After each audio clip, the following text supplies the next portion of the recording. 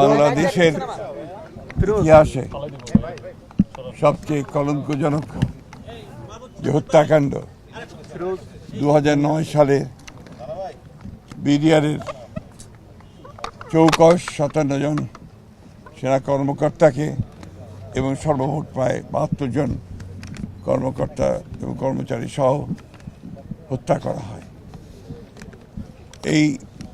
2009 সালের 25শে ফেব্রুয়ারিতে এই দিনটি আমাদের জাতির জন্য অত্যন্ত লজ্জার এবং কলঙ্কজনক একটি অধ্যায় বলে আমরা মনে করি। আমরা আজকে তাই এসেছিলাম এখানে বাংলাদেশ জাতীয়তাবাদী দলের পক্ষ থেকে আমাদের চেয়ারম্যান জনাব তারেক রহমান এবং আমাদের দলের পক্ষ থেকে আজকে এখানে এই শহীদদের প্রতি, যারা সেদিন শহীদ হয়েছিলেন তাদের প্রতি শ্রদ্ধা নিবেদন করতে এবং তাদের আত্মার মাগফিরাত কামনা করতে।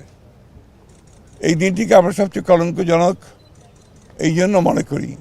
যে এই দিনে যে চক্রান্ত হয়েছিল, যে প্রচেষ্টা হয়েছিল যে বাংলাদেশের পুরো যে নিরাপত্তা ব্যবস্থা, সেই ব্যবস্থাকে ভেঙে দেওয়ার একটা গভীর চক্রান্ত হয়েছিল। 57 জন সেনা কর্মকর্তাকে হত্যা করে বাংলাদেশ সেনাবাহিনীর যে মনোবল এবং একই সঙ্গে বাংলাদেশের যে মনোবল সেটাকে ভেঙে দেওয়ার জন্য একটা গভীর চক্রান্ত হয়েছিল। আল্লাহর অশেষ রহমতে বাংলাদেশের জনগণ তাদের স্বাধীনতার সার্বভৌমত্বকে রক্ষা করবার জন্যে এবং একই সঙ্গে গণতন্ত্রকে রক্ষা করার জন্যে তারা ঘুরে দাঁড়িয়েছে এবং বিগত নির্বাচনের মধ্য দিয়ে আজকে বাংলাদেশ জাতীয়তাবাদী দল রাষ্ট্র পরিচালনার দায়িত্ব পেয়ে বাংলাদেশের স্বাধীনতার সার্বভৌমত্বকে সুসংহত করা এবং গণতন্ত্রকে প্রতিষ্ঠা করবার একটা বড় সুযোগ পেয়েছে। আমরা বিশ্বাস করি যে বাংলাদেশ জাতীয়তাবাদী দল অতীতের মতো একইভাবে তার যে মূল লক্ষ্য বাংলাদেশকে একটা গণতান্ত্রিক রাষ্ট্রে পরিণত করা এবং একই সঙ্গে স্বাধীনতা সার্বভৌমত্বকে পুরোপুরিভাবে সংহত করা এবং এই জঘন্য হত্যাকাণ্ডের একটা নিরপেক্ষ একটা তদন্ত করে